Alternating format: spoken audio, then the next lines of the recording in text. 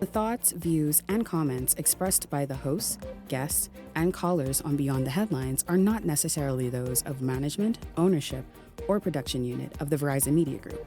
Beyond the Headlines is a production of ILTV Studios and cannot be reproduced or represented in part or entirety without express written permission of the Verizon Media Group. Beyond the Headlines is the intellectual property of the Verizon Media Group. Copyright 2021.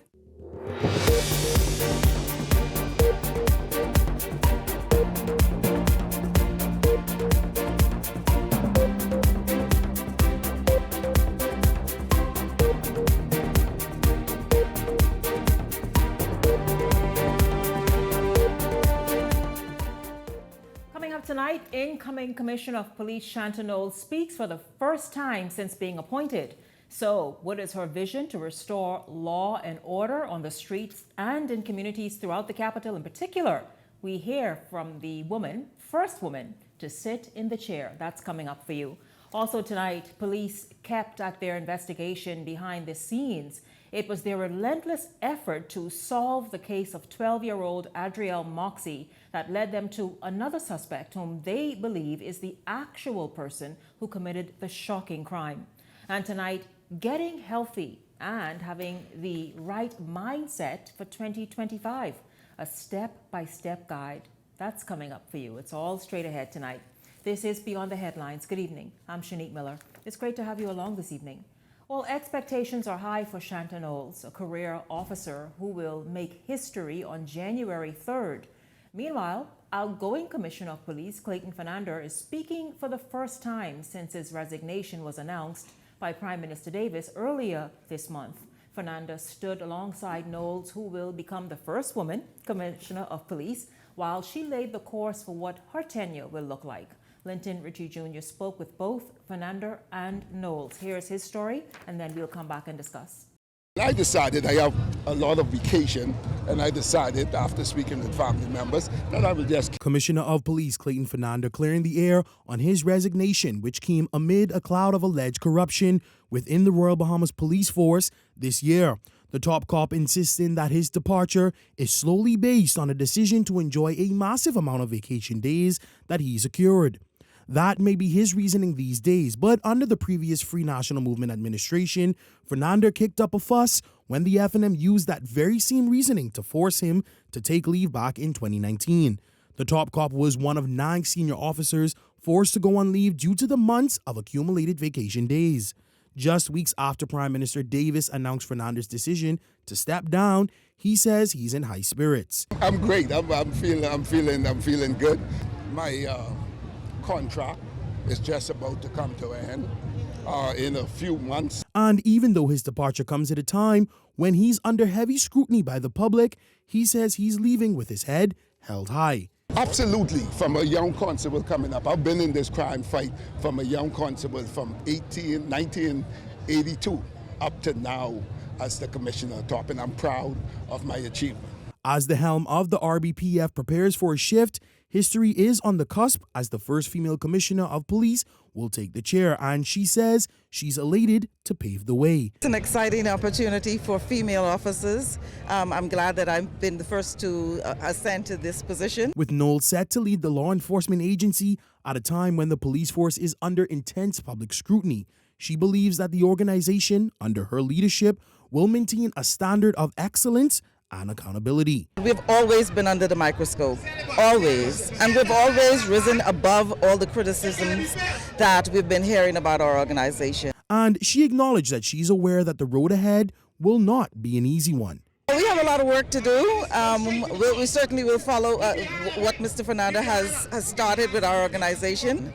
I am confident that we will pass all of the challenges that we are facing right now, and we will certainly gain the trust of the Bahamian people again. As for when the switch is set to happen, my last day in office is on the 3rd of January, which is the handing over ceremony, and I want the nation to come out to watch this historic event. Reporters sought to get the answer for what's exactly top of the agenda for Knowles. However, she remained tight-lipped, explaining that once she's sworn in just a few days, she will reveal her plan of action.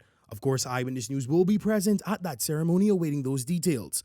Linton Ritchie Jr., Eyewitness News.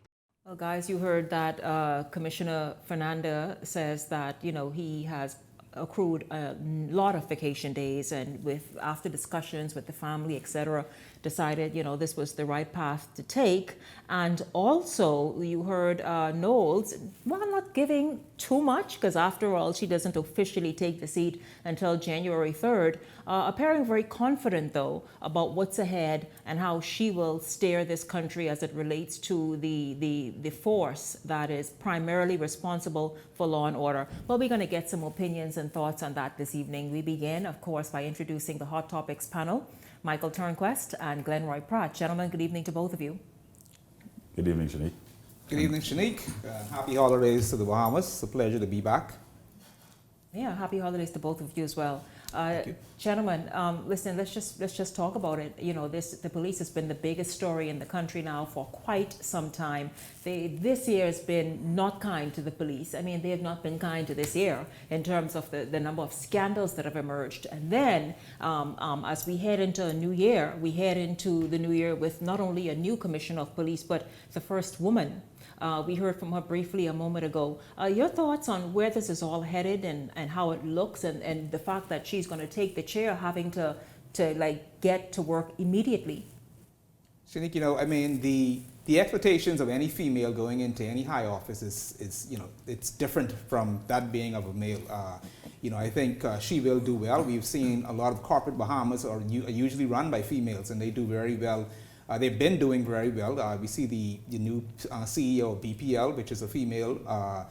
So I think there are going to be very high expectations. I think she's going to do well in the role. I do think that the Bahamian people do require a lot of answers still to be that they need a lot of answers answered. Whether it be the investigation into the the CDU head of the CDU and other things that they want answers to. And I'm pretty sure. I hope that she goes in with a strong fist to address these things and let the public know that that she is there to get these things dealt with and move them through quickly and swiftly.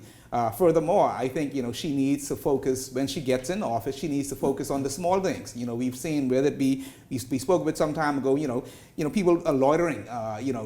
Things that are in the streets. Just cleaning up the small things. You're trying to say while she's at it with those major things, start though with some small things as well, to show that to get the fear and the regard and the respect for the uniform once again.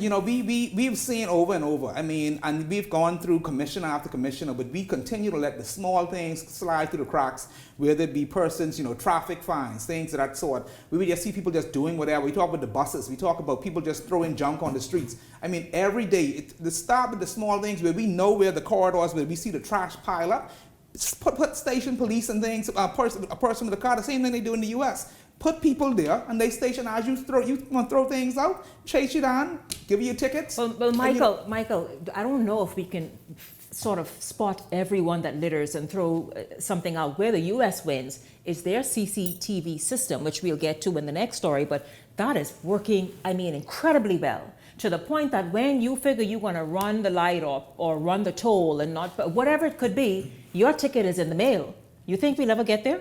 I'm pretty sure the technology is there. I mean, it's easy to do and implement. It's just putting in the cameras that can actually take the license plates and things of that sort, and then people will be more responsible in loaning their vehicles out to other people. Which is another big issue because a lot of people just loan their vehicles to whoever don't have a driver's license, not insured for that person. So it's a conglomerate of things that has to be dealt with. But we have to start with the small things to instill the fear that's needed into the generations that we are losing every day. Mm-hmm.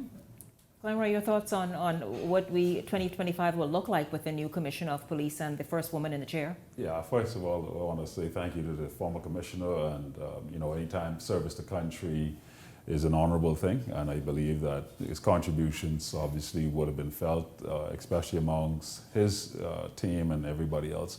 And I wish him well in his new endeavor and in his retirement. In addition to that, the current designated commissioner, Shanta Knowles, she obviously has some challenges that she's going to face, but I wish her well. Being a female, as you indicated, the fact that she now has to lead a group of men predominantly is going to be an interesting feat for her, especially when some of those same men that she's leading, especially amongst her top leadership, committee, some of them may have, feel as if they were next in line, and now having to, listen to her and follow her lead and her command will certainly be a testament to, where she can go. The other thing I would say that is that I know we need to ensure that the police do their jobs in terms of holding people to account and all that. But there's still this perception of integrity that has been somewhat eroded in the perception of the public when it comes to police officers. Substantially. Yeah, for sure. And then you have the situation where some officers don't know how to speak to the general public and how they carry themselves, when they're approaching people. Some of them approach, big grown men as if they're children, or women as if they're children in the way they speak to them. We are at the stage in our democracy where a police officer should approach an older person or a younger person, sir, ma'am, and you do it respectfully. And then we will in turn feel the same level of respect. But that doesn't rob you of having the opportunity to making sure that you hold people to account for the things that they need to be doing. Because there is a level of lawlessness that exists in this country. But that level of lawlessness... An absolute disregard. Glenroy and Michael, and Glenroy, you can pick up this point, because I had the youth panel that I introduced last week, and what they said is that, and they know the streets, they know what's happening, they on social media, and what they are seeing developed and now take place in our nation, there's a total disregard and lack of even consideration for law and order. There's no longer fear of what the punishment might be, or the uniform. Just that right there is something she has to rebuild. Yeah, I mean, and that's going to happen from her perspective, but also we need to forge and merge a collective nation of changes that will certainly bring about the kind of honor and regard for law and order that we once had. There was that time of being in school, that school is a disciplined environment. The slackness that goes on in schools when these children are cursing, and the types of language that they're using in the presence of grown adults is baffling to me. They don't no care. fair at all. But it's scary. I think just like anything else, when you have an organization that's just gone, haywire, it has to be, people have management approaches, whether it be macro or micro management. I think the force is in a space now where it needs tight micromanagement from, bottom up, top down, whereas I need to, meet, whether it be daily, to know what and have your superiors and the superiors beyond them meeting with their teams every day to find out who's doing what. And I know there's I think there's a helpline or crime line where persons can make complaints against officers. Those things need to be taken seriously, and those persons who are reported to that line needs to be brought in and actually, investigated consistently, or just have a team just dealing with that. But it needs to be a micromanagement approach, because right now everyone is doing whatever they want to do. And it's happening everywhere. It does seem to be a force out of control. Will it take a woman with an iron fist to help steer it? Perhaps it will. But certainly, of course, and I look forward to sitting here on this show and speaking with Shanta, incoming Commissioner Shanta Knowles, to hear what her vision is, and for her to speak to a number of issues that are outstanding. Glaring issues that we all know of. Meantime, you all, I'll tell you, she's walking in on this, because if this indeed turns out to be sort of the clue to this case and getting it solved and getting this person before the courts, then she can feel good about this. A 38-year-old man is scheduled to have his day in court in just a few days, as he will be reportedly charged with the brutal murder of 12-year-old Adriel Moxie last month. Commissioner of Police Clayton Fernanda revealed this information to reporters following negative DNA test results of the previous suspect that authorities took into custody. We're going to get this again from Linton Ritchie, and then we'll come back and talk about it. Well, we did lines of inquiries. We have a number of evidential footage, assisted us, CCTV assisted us in a big way in bringing this matter to closure. Authorities say the man is known to police for a number of house break-ins and stealing between Nassau and Grand Bahama, but no prior offenses to this magnitude. Sources close to the investigation told Eyewitness News this afternoon that the 38-year-old male is now in the nation's second city after allegedly coming clean to investigators earlier this week. The alleged killer made the purported confession of allegedly murdering some 5 persons between 2012 and 2013 on Grand Bahama. Those deaths were reportedly classified as mysterious by investigators. Now, authorities were initially confident that the investigation was headed in the right direction when they revealed just days after the death of the young schoolgirl that a person of interest was taken into police custody. However, since then, the DNA results revealed that he was not the man behind the crime and was eventually released. With the new suspect now in custody, how confident are authorities that they finally have the right man? As I said, investigation, and you have different lines of inquiries. I always say that investigation is like a puzzle.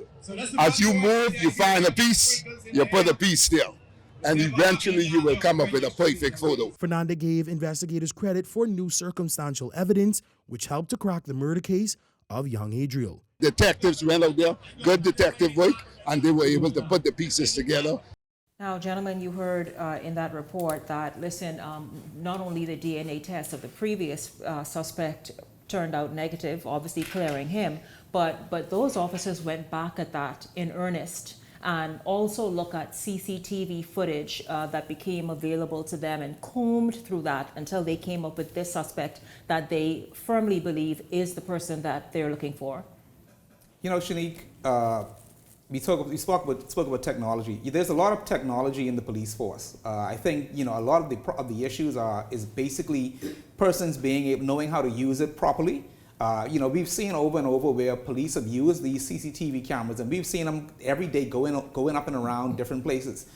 You know, it's just being able to use the resources that's available to the police force in the proper manner and basically, you know, to help solve crimes. I'm happy to see that, you know, because we've heard over and over with the police force, people say, oh, they beat you to a pulp until somebody says yes. You know, I'm happy to see something that has happened where as though they've done real investigative digging to find out. And, you know, we've seen, you know, I don't know if people watch, you know, the U.S. television shows where it be bad boys or they're trying to resolve crimes, you know, DNA tests, things of that sort, you know, that we're using technology that's available, you know, to the world, and, you know, whether it be DNA, CCTV, and just continue digging, because sometimes, you know, we have to see a lot of cases that go to court and just end up getting through it because it's not significant evidence to bring the person to justice. You know, in addition to that, I wonder with the gentleman who was he previously charged? Because, you know, my thing is, why would we charge him if we didn't have all the evidence to prove that he did it, in the sense of the DNA? Shouldn't we wait until DNA is actually proven that this individual is you know what, the Glenroy, culprit? I am not 100% certain if he was, because remember, immediately they determined this person had a mental health issue. Right. So I'm not sure exactly where that went. Yeah, and that's the concern in itself, you know, that we picked up somebody with mental health and not sure entirely if that person was the culprit. And I don't think being mentally challenged should excuse one. No, of course not. But Yeah. but at the same time, I would say that. But there's sufficient evidence. Yeah, you know, what type of evidence that they use to conclude that individual was the initial person, you know, and that's the concern I have for the first person I'm speaking to. Mm-hmm. You know, what evidence or what suggestion that they had that individual was the person of interest. Is it because he was allegedly crazy, as people say, or is it just, you know, whatever? I'm just curious. Some might ask, you know, you had a point where the general public was very angry. Right. They were looking they just wanted you know, people just wanted a suspect. You know, either, you know, is it a case that the police said, we need to find somebody, which I hope it's not, you know, but it goes back at the end of the day. We have to do the same way you have reporters. They have to go in, they have to actually, you know, investigate stories thoroughly before they can actually report on it. The same thing that's expected of the police. And we want to make sure we're not sending innocent people to jail, you know, for crimes. Well, isn't it good in this instance It is. that they obviously decided they would revisit that and continue doing so and combing through the evidence and Yes. even new evidence as well as DNA test results just to clear that individual and actually pinpoint the person they suspect is the individual. Yeah, but that's good. But that's what I'm saying. So I mean, what mounting amount of evidence that they had to conclude that he was not the suspect, and how is it that they came to a point of arresting him based on what evidence they had? That's my curiosity there. But I do you know, congratulate the fact that they have found, it appears to be, I hope this is the right individual. Yeah, I agree. Because we don't need to go back down this path again. And I think this person they're saying committed actually I've heard stories in terms of other crimes, in terms of a possible, we have a serial killer on our hands. So, this is something that, it's a good thing. Yeah, it Definitely absolutely is, and it's remove something this. we will be paying attention to in the new year. In fact, in a few days when he appears in court. You know to what, hear- sorry, Shanique, another Yes. thing too is when these incidents happen, and I know that the new policy is we don't parade people in the front of the courts and all of that, right? Which I feel needs to be revisited. Exactly. It's a because- disservice to the public because not to do that. Let's say, for example, this individual, the second one is now having been arrested for this crime. What if he was participant in additional crimes that may not be publicized, that people may not know, and they see him, somebody who may have been a victim would say, that's the same guy. And then now it gives the general public an opportunity to realize that, hey, this has been the situation that's been happening over a period of time, and now we finally caught the right person that has done multiple amount of criminal acts. And that's where I think needs to be revisited. Because we should know, as a public, has this individual committed additional crimes? Yeah, gentlemen. Guys, listen, of course, this is the holiday season. We're in the middle of it. Every island has its own thing happening, from Junkanoo to various festivals. Really, really awesome.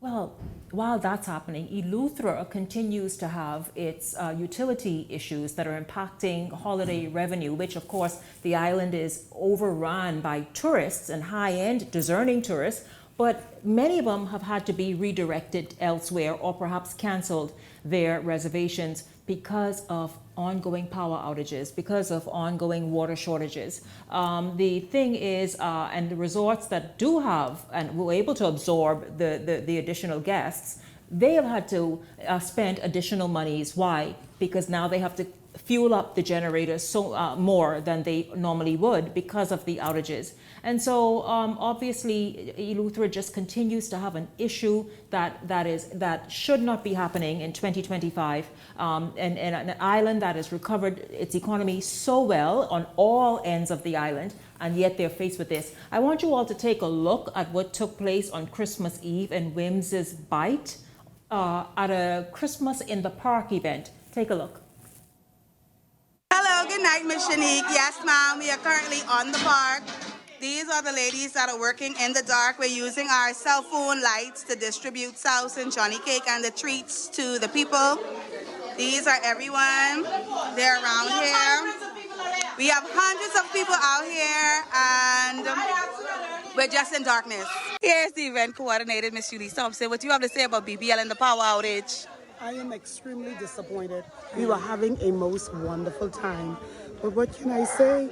I don't know if it's something that could have been avoided or prevented, so I'm just waiting with anticipation for it to come back on, but I am disappointed. Yeah. So here we are. We have the picnic benches on the park. Each picnic bench was filled with family members because we have games and activities and a Christmas program planned. You can see the cars that are lined up here. Well, some people already left to go home because the power is out. But yeah, some of us are still out here waiting for the power to come on. That right there is the most vexing thing. I mean, here, the family, one thing about our family islands, the majority of them still have that beautiful, wonderful community feel. A Christmas program, we have not heard of that for years. They gather on the park as a community and decide as with family and friends that they're going to have this wonderful Christmas in the park event. And before they could even get set to say the opening prayer, the light goes out. Gentlemen, what do you think? What do you think BPL can say that it has not said or done? And even water and sewage to a lesser extent. But what do you think needs to happen in 2025 on Eleuthera? You know, Shanique, and believe it or not, people are saying it's gotten better. But it's still happening. Like I say, my business over there, it's still happening where the daily outages is not as long as it used to be in terms of, hours and hours, but it has gotten better. But, at the end of the day, in this day and age, it should not be happening at all, especially when you have all of these, new technology redundancies that can be put in place to circumvent things of this sort. At the end of the day, it's sad to see that this is still happening. I mean, this is not happening just on Eleuthera. You have other family islands, Long Island. We can't get flights into Long Island. Long Island as well? Long Island, we can't. First of all, this has been the worst it's ever been on Long Island in years. I mean, we can't. Bahamas there, if they do have a flight every time, it's either full, you get people can't get in for the holidays. Some people can't get out. just, in terms of to bring tourists sitting in Nassau can't get onto island who wants to go. And this is something that's been happening to Long Island for almost the last 2 years. This year is the worst I think the islanders have ever seen it. But the same thing, in Luther, they have 3 airports. Imagine Long Island that only has 1, whereas though you can't get people in. So it's just, this is something that's compiling just throughout a lot of the family islands. Lenore, I know that we are obviously out of time in this segment. I'll give you 30 seconds to chime in. Yeah, it's a public disgrace. And this embracing of mediocrity amongst us as a people has caused us to suffer so much times that we don't need to be suffering in the way that we are suffering, especially with the tax dollars that we're paying. And then we see the misplaced priorities in terms of spending habits of the government, where people are now in a place of begging and in a position of contrition. The lady said, well, we just got to wait and see what happens. It's almost like a fatigue of no more fight. Yeah, it's the like fight, I'm sick and tired, it's like what else can you say or do? And it's terrible. If we're going to talk about being a world-class destination that asks people to come to our shores and all this other stuff, we got to get our act together, and especially having the Bahamian people suffer. Even forget about the tourists. Why should we as Bahamians continue to suffer through certain things like this when we could do better? Quality of life should be certainly beyond this at this point in our development. Especially saying that the investments that's gone into Elizabeth. The investments are incredible. Disney and all North of the foreign and South. It's no excuse. Yeah, absolutely. Gentlemen, I thank you both very much. Congratulations to the Shell Saxon superstars. They won Dunkano 3 straight. Go ahead, Saxons. You all deserve it though, because I understand the valley was in the valley. Which valley? The one that was in category A. Oh, okay. That oh Lord, my valley get beat twice. Listen to me, valley, like what happened? You know what I mean? And Saxon's bragging because they now have Who did better? Which valley did better? I don't know. You all tell me. Well, hey, listen. I don't know. I hear the music, but them other fellas who was in the front group, I hear it was slamming. Boy, I tell you, listen. Rough. Even the Puerto Rico was rough. We await, of course, New Year's Day Junkanoo Parade, but once again, congratulations to the Saxons. Don't go anywhere. When we come back, we're going to shift gears and talk about your health and how that should be looking and what steps you need to take to just master it in 2025. We're back right after this. Hello, good night.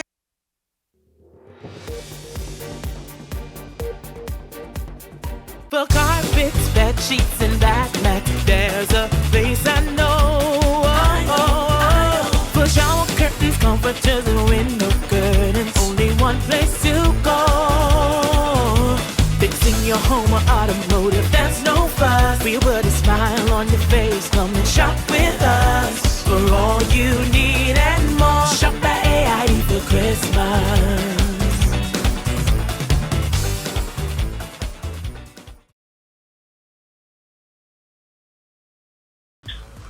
What? You don't know what TDC is? Tourism Development Corporation? You mean the Ministry of Tourism? No, that ain't the same thing, but the Tourism Development Corporation helps to develop and grow Bahamian businesses in the tourism industry. You heard what I say, boy? Oh, yeah. Develop and grow. You don't know what all the things they do? What does do? Hey, check the website, boy. Start your journey to ownership of our #1 industry today. Log on to tdcbahamas.com.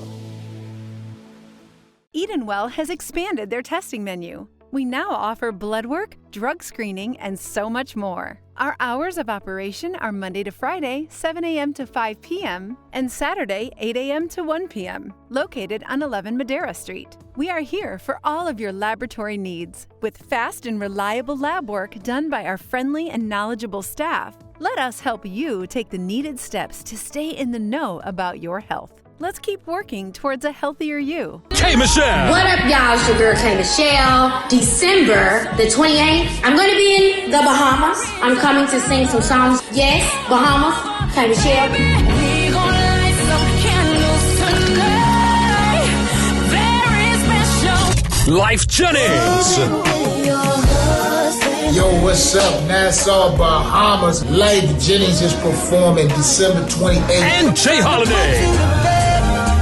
Yo, what's good, man? It's me, your boy Jay Holiday. I'm going to be performing live on Saturday, December 28th. At the Nassau Cruise Port. Early bird tickets are now available online. Powered by 103.5 The Beat. Nightlife Entertainment. Alpha Sound Promotions. Free Bands Entertainment. 242 Party and Playhouse. See y'all, Bahamas, December 28th. This segment of Beyond the Headlines is brought to you by EV Motors. Drive the future with brand new 2024 electric vehicles. EV Motors, powering your journey. Welcome back to Beyond the Headlines. Well, we know what time of year this is. This is when everybody, well, I'll tell you, they got to get through New Year's Day first, because that's another eating day. But then the second, everybody's saying, which diet am I going to go on? What do I need to do? I need to lose 50 pounds immediately in the month of January. Aren't you tired of setting those unrealistic New Year's resolutions and goals, particularly as it relates to weight loss?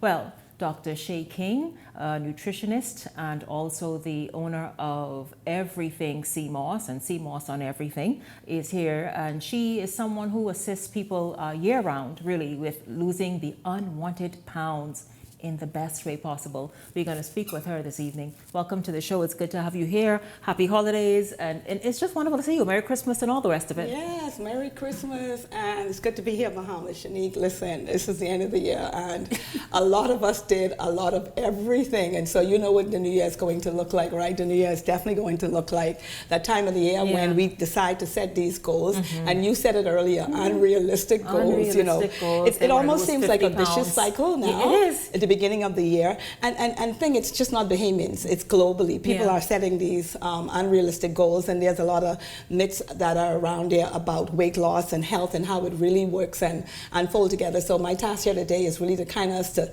navigate a little bit through that and just dispel some of the myths that are associated with weight loss, particularly here in the Bahamas. Oh my goodness. No, it's absolutely necessary and needed. Let's just talk about the fact that yet again the Bahamas finds itself, I saw one report that says number 4 in terms of the most obese nations. However, certainly the top 10. Yes. How is it necessary, and why is it necessary rather, for us to get healthy and shed the weight? Obesity is no one's friend. No.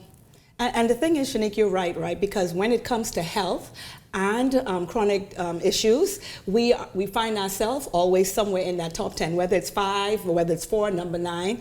We are a nation that is considered sick and unhealthy. What are we going to do about it? Obviously, we have not been doing much about it because the percentage, it keeps growing. And the percentage also includes children. And this is the tragedy really about the whole idea of the Bahamas becoming healthier, because when you look at the percentage that we rank in that top 10 in the world of children that are sick and unhealthy, and what's more importantly is we fat. I mean, plain and simple, we just a fat nation. It's no way of prettying that up. Just a fat nation. We are a fat nation. And it's no secret how we got that way. No. What we eat at the end of, you mentioned the holiday season, you know, and people use that as an excuse to eat even more. And okay, it's a time of indulgence, but you can't indulge year round and then want to indulge times 10 this time of year. It is just not healthy. And what we know also happening right here in the Bahamas, more and more kids are being put on insulin, high blood pressure medication, cholesterol medication. These are kids at the primary school level, junior high level, and so it's quite worrisome. And so of course, this conversation is directed towards adults, but adults can perhaps begin introducing healthier options to their families. But let's just talk about the necessary sort of steps and guidelines to do it right this time. To do it right. And Shanique, I just want to say right here, right? We are talking to adults, but we are adults that are responsible for our children. And so we have to at least begin to think that we have to now start to include our children when we look about health and weight loss. Because remember, these chronic issues and the fact that we are number 10 in the world for being fat, this number includes children. So we have to rethink how we address our overall health issues. We have to include the children. And of course, one of the things is I always advocate it needs to start in the school. It really does, and there was an attempt some time ago to clean up the school in terms with sweet drinks and soft drinks and macaroni and cheese for lunch. You know, the mac and cheese is like this one piece is this big. It's the portion size. Yes, the portion size. I don't know where that attempt went. I think it stalled somewhere. Yeah, it definitely stalled. But I myself, Shanique, I still volunteer at the Stapleton School for Special Needs Children, and so I'm doing my part. But I wish more of corporate Bahamas can do their part as it relates to health. Because listen, there's so many myths out there when it comes to weight loss and health. Oh, our people, Shanique, our people. Oh, well, my let's God. just talk about some of the myths before we get to some sort of doable steps. So I definitely have some here, and I had to write these down because, listen, our people. So let's just start with this. So one of the things we like to talk about is skipping meals actually will help you to lose weight. And it doesn't, huh? No, it doesn't. Because again, when we go into the mindset of skipping a meal, we don't approach this mindset that we're fasting and resting our digestive system. We approach it as, I'm not eating right now, and so I'm going to lose weight. And so it's the wrong approach, one. And secondly is what tends to happen is because you felt like you didn't have that meal, you have a tendency to overeat. Absolutely. Yes, you got to make up. And so, listen, people, that is a myth. It's not about skipping meals. It's more about time and restricted eating versus skipping meals. So then you're a proponent, intermittent fasting is a good thing. It is a good thing, Shanique, as well as fasting, but you don't want to skip meals in order to release weight. That's the last thing you want to do. So that's one of those myths. Now here's another one. Drinking water with meals can help with digestion. Oh my goodness, my people. They say things like, child, I got to get this food to digest. Shanique, listen. They're making space for more. Shanique. So here's the thing, right? When people really feel and that in order for their food to be digested, they have to drink water. And so I'm here to clear that up. It's a myth. Naturally, our body produces enzyme that does the work for us. We should not be drinking water in order to digest our food. So you're saying during? Yes, during or even during or right after. There is a period of time, especially if you're consuming meat or a food combination of protein as well as carbohydrates, you need to wait at least 45 minutes up to an hour before you drink anything. How about drinking a hot cup of tea? No. Notice the Brits helps. and the Japanese, the Asians, they sip their cup of tea. Now, while, there is a little, so the research says you should not be drinking anything, but there are cultures that sip tea. I am one of those people, right? But what I do is I do it room temperature. But truly, ideally, we should not be drinking water. And drinking water during a meal does not help with digestion. And so the thing is to an hour or a little less after a meal is when you should have that water? Yes, you can actually you can drink 5 to 10 minutes before you eat, or you want to wait ideally an hour, because truly the Bahamian meal, what we normally eat, we should be waiting at least 45 to 60 minutes. What happens with all that carbohydrates and fat and all the rest of that? And so to put liquid, eat either immediately following your meal or during. What happens in the digestive system? So what happens is in the digestive system, when you eat a meal, it ideally takes anywhere from between 16 hours to 20 to 48 hours actually to digest, especially if there's meat in the meal that you're eating. And so what happens is when the food particles is going through the digestive process, just like water, if you bring it, it'll actually cause us to go through the process a little quicker. And so because of that, what happens is you have a lot of the undigested particles of food get to the area of the transverse area of the colon more quickly than it has to in order for it to be digested. And the body isn't getting the necessary nutrients. Not that we have nutrient-rich meals. You go, girl. Not that we have nutrient-rich meals. Exactly. In the Bahamas. So it's twofold. Yeah. The nutrients aren't being absorbed, and the water is actually causing the meal to get to a point in digestion more quickly than others. And so, please, people, you should not be drinking and eating at the same time, even if it's water. You all heard that? So wait minimum 40 minutes, minimum, but ideally an hour. And so then, how do we get our waist snatched? Girl, I mean, because that's important. How do we? What is it that we have to do truly though that makes a difference? Like this year, 2025, this year, that would get us where we're on the path we want to be on. Shanique, guess what? You know what I'm going to start with? One of the things is we talk about eating and drinking, but here's the thing is, as a people, we are eating too much. Yes. Now, I know there was a time we were counting calories, and that is an outdated system, but here's the thing though, as a people, if you look at the plates, oh my God. Listen, over the holidays, enough Shanique, for 3 people. Oh my goodness. The servings are enough for 3 people.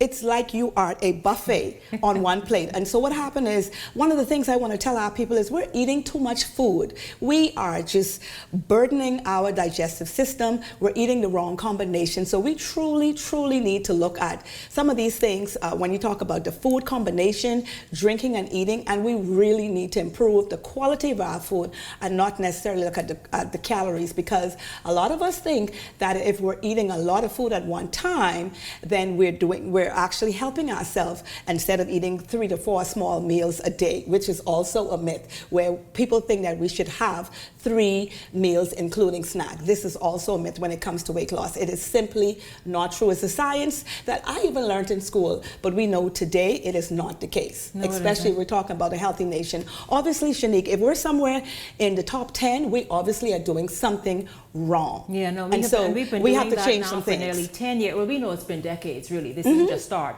But I'm talking, when I started paying attention to the World Health Organization's list of fattest nations, it was 2016, the end of 2016. And since then, it's like we've been trying to like bring this and make this sort of very front and center so that we all are aware of it. And so, you know, since then, nothing changed. We just got fatter. Yeah, fatter. And here's another one, Shanique. Eating more frequently boosts your metabolism. And so this is where we fall. Because we believe that if we eat more, our metabolism is raised. That's what we believe. And so I'm here to tell you that is not the case. And the truth of the matter is, we can look around and see it's not the case. Because if indeed our metabolism was where it was to be, we were metabolically healthy as a nation, we wouldn't have as much chronic issues that we have. And again, the nation, we're almost at 70% of the nation that is considered fat, obese, overweight, and this includes children. So the myth behind eating frequently increases your metabolism is just that. It's just a myth, and it does not lend to health or even weight loss. What's another guideline you have for us? You ready for this one? Eating at night causes you to gain weight. Where we get that from? Girl, I don't eat at night, child. But you still fat. Oh my gosh, that's so true. Yeah, you fat, but you ain't eating at night. So where did you get this from? First of all. But then now, surely, should you eat, seriously, like, what would you say at night? What do you mean? Like, should you be eating a meal after 8, 10 o'clock at night? What happens is this. People are of the notion that if I eat late at night, I gain weight. That is the myth that we're here to balance. Some people can eat late at night, but the thing is, look at yourself as Bahamians. The people that are not eating late, they fat. They fat. So this obviously, there's something behind it. And so the thing is, you have to put everything in context. Everything in context. The fact of the matter, there are some people that work in areas here in the Bahamas, let's say the casino, they have to eat. And they have to eat later in the evening. Exactly. And most of those people that work in the casino, they're not fat. Think about it for a second. I'll give you a minute. Think about it. They're not fat. But they are eating late at night. True. And so that myth behind eating late at night makes you fat, throw it out the door, because that is not the case. It's what you eat. It's what you eat. It's what you're eating, whether it's late at night or during regular eating hours. So eating late at night, Bahamians, don't say it. Here's another one. Yes. Weighing myself every single day keeps me from gaining weight. It sort of keeps you mindful of what the scale is saying. No. It's just the opposite. It's so frustrating. It is like mental sabotage. When you weigh yourself, listen, the human body is complex. So you can be 1 to 2 pounds heavier when you wake up, even though the body is supposed to be digesting and resting. And so, yes, you can actually wake up and be 1 pound heavier. And psychologically, what that does to a woman or a man is that just throw them. You know, it throws you off to the point that you'd be like, man, listen, where are those cookies? Yeah, like what's going on? You know what I mean? You're like, you sure what I doing working? So listen, people, if you are on a weight loss journey, particularly when 2025 reaches, don't weigh yourself. I usually advocate weighing yourself sometimes once a week or even twice a month. That is a better indication to keep you on track, because mentally, that is strictly self-sabotage. Now this was so good that the time just went. Wow. Give us quickly one other thing. One more. Okay, you have to exercise on a fed stomach. In other words, you got to eat before you exercise. No way. They're saying.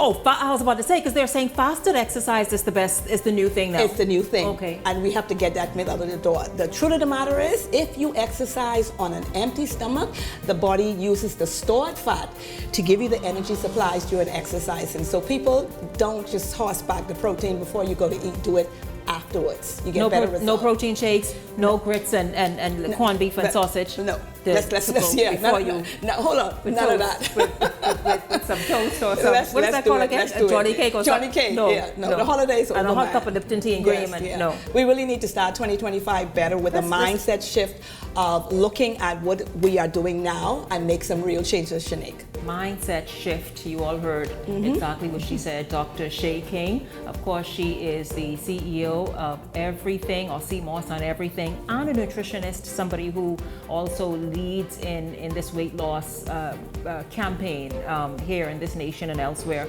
Thank you very much for being here. Thank you. Don't go anywhere, because when we come back, speaking of mindset shift, what should your mindset be to win, maximize opportunities in 2025? We're coming back with Ricardo Miller after this.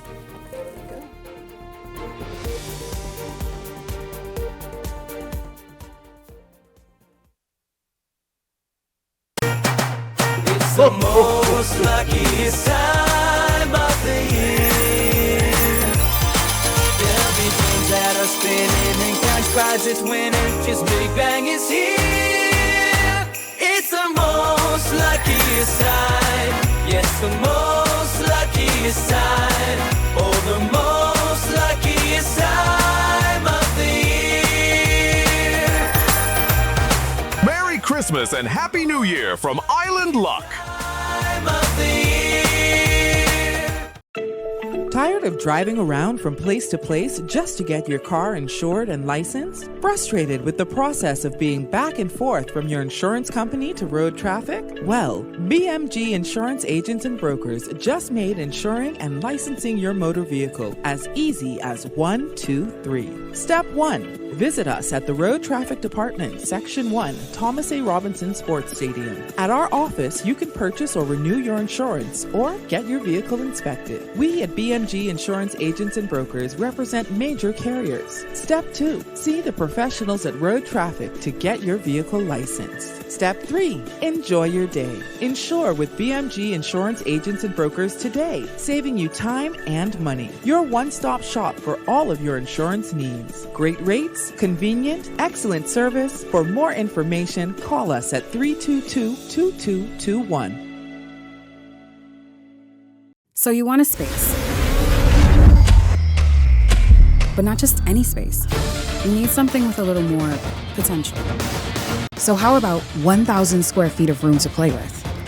Superb audio and video production capability, digital LED wall, full lighting grid, and about 124 seats to accommodate a full studio audience, with so many other features. Make us your home for your next concert, conference, and so much more. Honestly, the possibilities are endless. Here at ILTV Studios, we'd love to bring your next event to life. So what do you say? Do you want our space?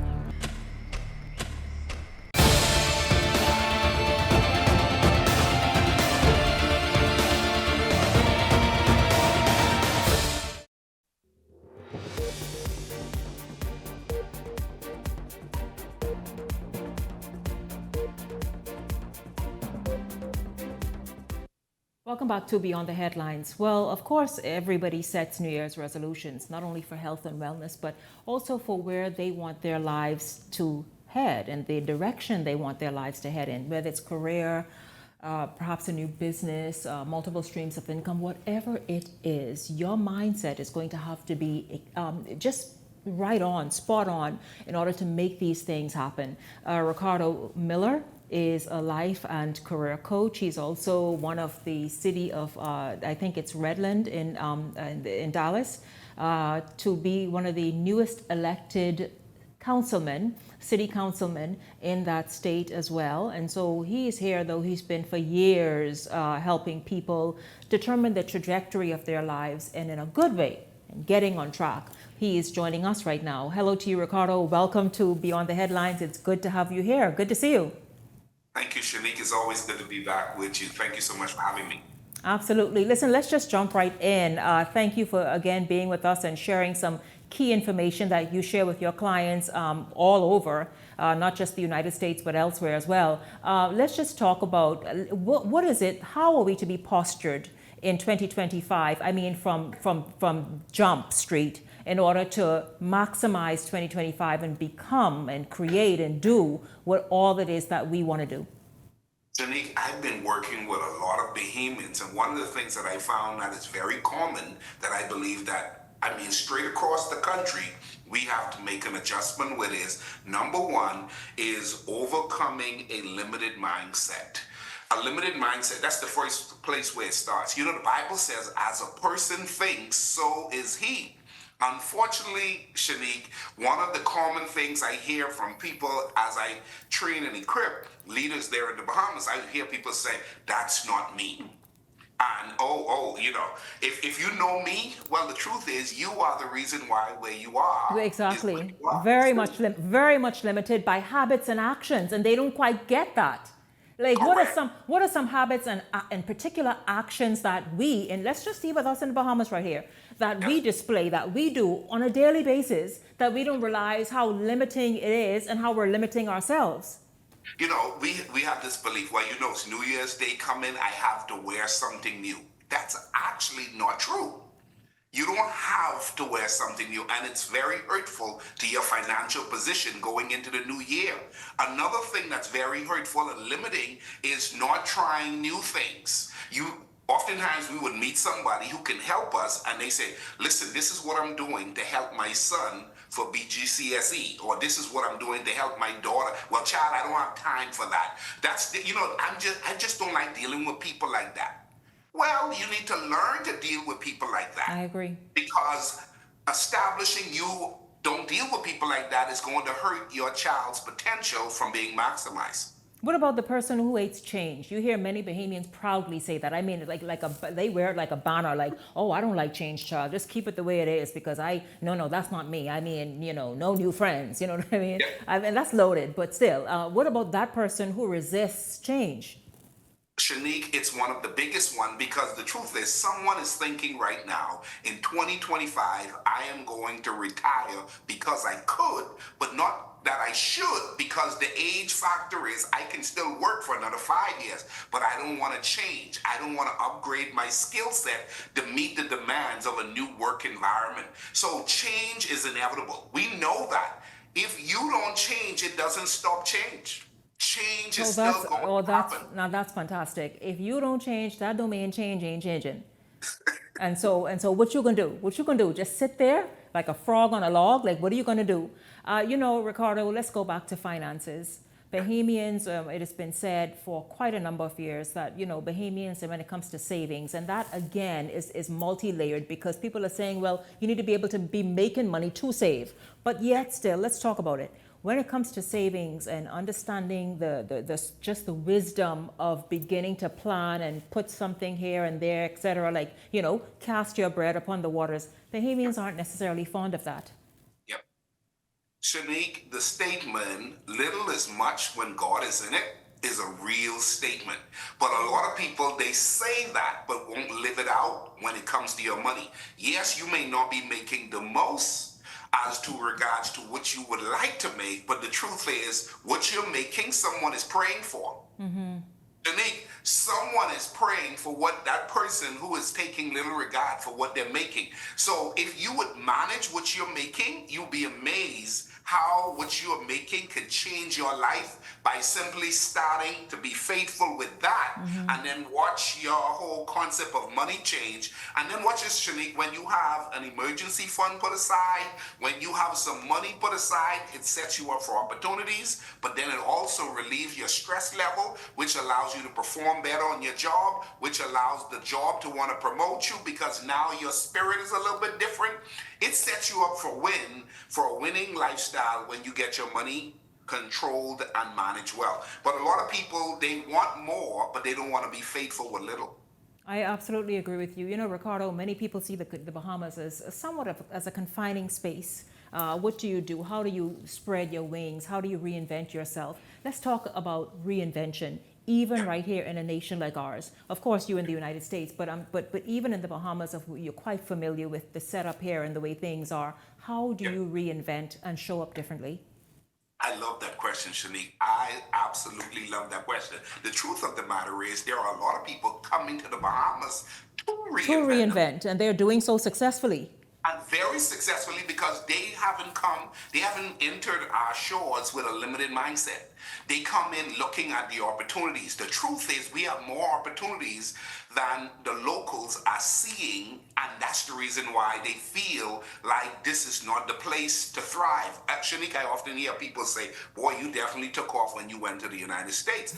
But what they don't know, Shanique, was that first I was a knucklehead kid on Soldier Road standing up in the front of Sugar Kid Bowl. But watch this, in 2025, I'm challenging somebody to do this. I changed my environment from standing on the corner and I joined Toastmasters at the then College of the Bahamas.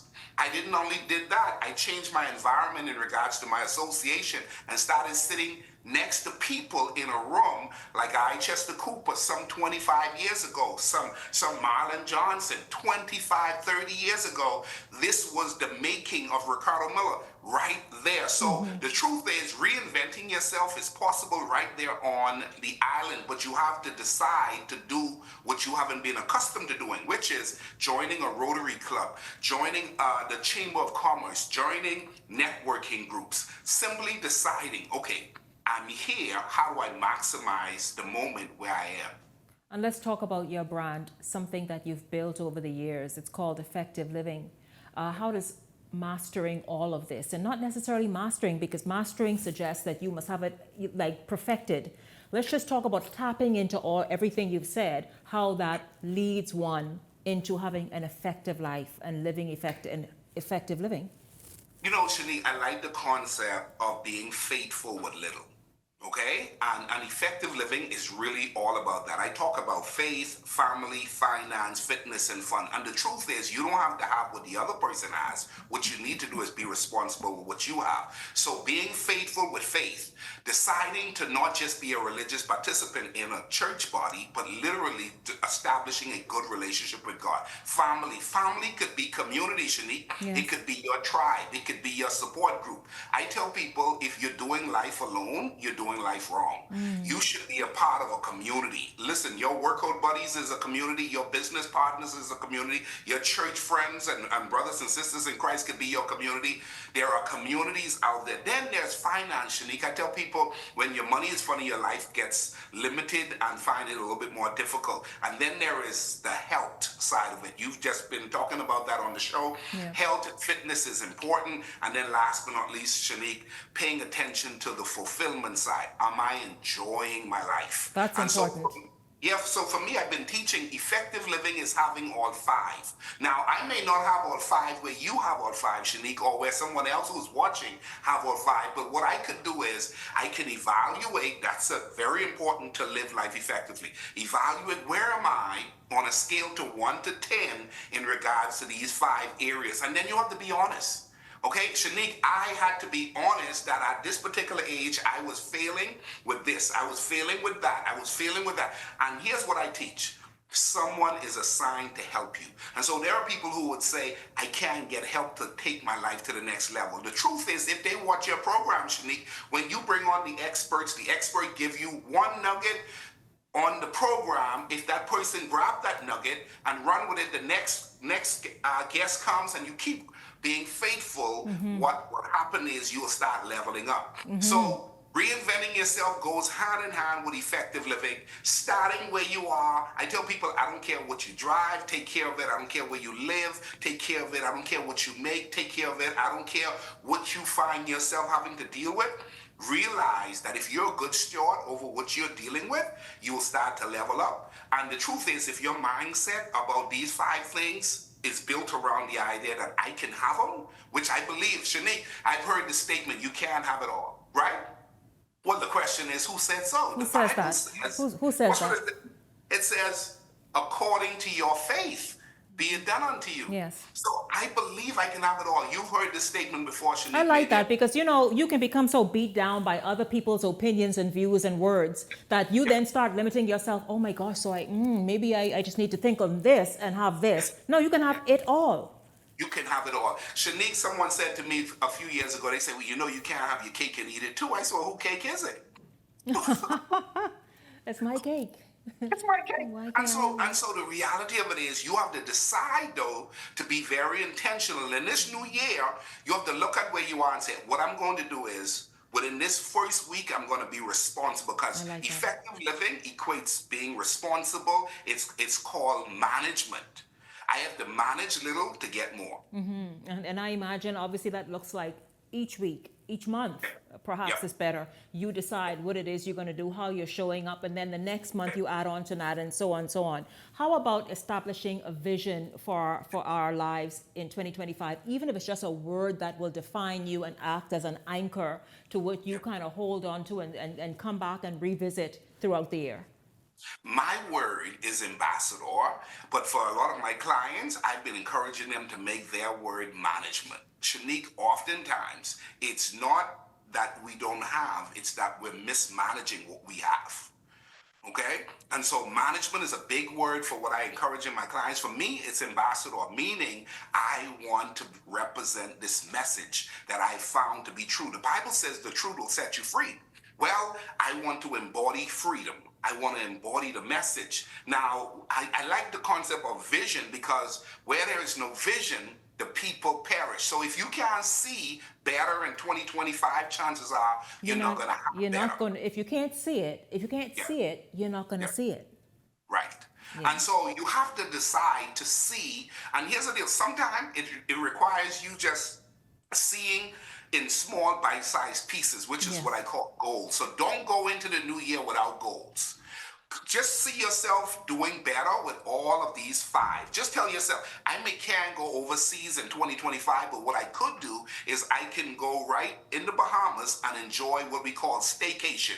Right? I may not be able to join a gym, a physical gym building, but I could go work out on the Cable Beach Strip 5 days a week and take advantage of the beautiful water and the scenery and so forth.